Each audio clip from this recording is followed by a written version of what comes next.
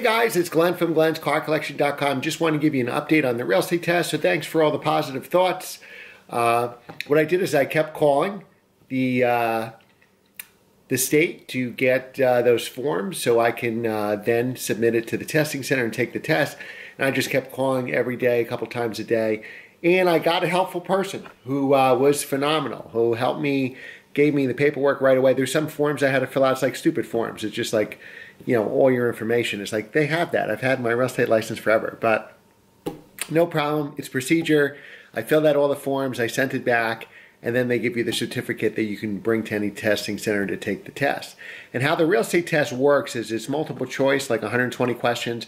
You actually file for a testing center online, and then you pick, there's testing locations all over the state. So I just looked now, I'm gonna still have to book it, but the testing center closest to me doesn't have any test openings for like a couple of weeks, so that's not gonna work. So I wanna take the test sooner than later so I can pick one of these 3 jobs and then get working. So it's still gonna be a process. I'm gonna have to give myself, I'm sure, a couple days to study. I think I know this stuff really well, but I've been out of real estate school now for a couple of weeks. So hopefully that stuff is fresh in my mind. I'm still like doing practice tests like crazy. I think the school test was super easy. You actually need to pass the school test first before you can take the state test. And the school basically uploads you right to the testing center and you pick your spot. Unfortunately with me, because I already had a real estate license, it's all this red tape, which doesn't make any sense. But what can you do? So, so now I'll take the test. I'll do a video. If I happen to take the test on a Monday, Wednesday, or Friday, I'll do a quick video where, hey, you know, this is today's video because I'm taking the test, you know.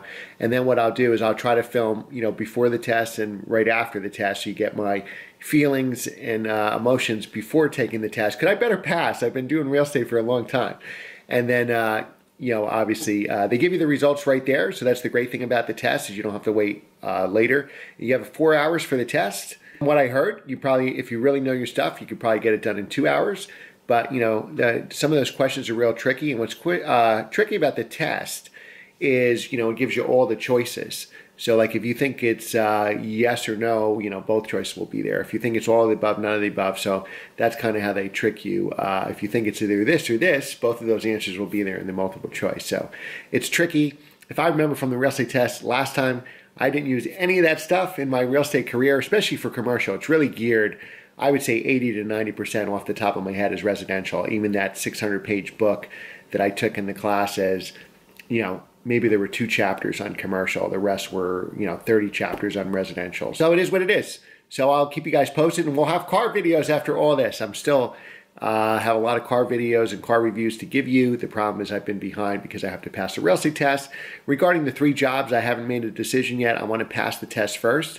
What I don't want to do is, you know, find out more information from the employers and then my mind is running about salary or commission or this, and then I'm not concentrating on the test. So what I want to do is get the test done hopefully in the next few days, pass it, and then go to these employers. Because the worst thing I could do to one of these employers, and I'm telling all of them that I missed my continuing education, and because those credits expired, I had to go back to school and take the test again. So regular school, like I mentioned last time, for somebody off the street is 75 hours, school test, state test.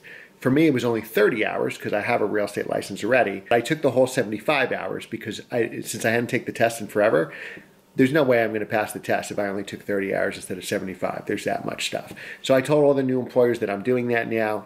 I told them all that. And so this way, the worst thing I could think is I can tell the employers I failed the test. And when the employer calls me or I call them and I say, oh, by the way, I didn't pass my test because I failed it, that's probably a big red flag for hiring me, I'm sure. So that's why I want to concentrate 100% on the test.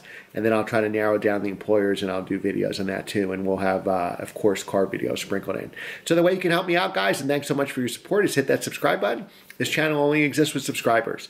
We have 400 videos on the channel. 90% of them, 99% of them are on cars, not real estate.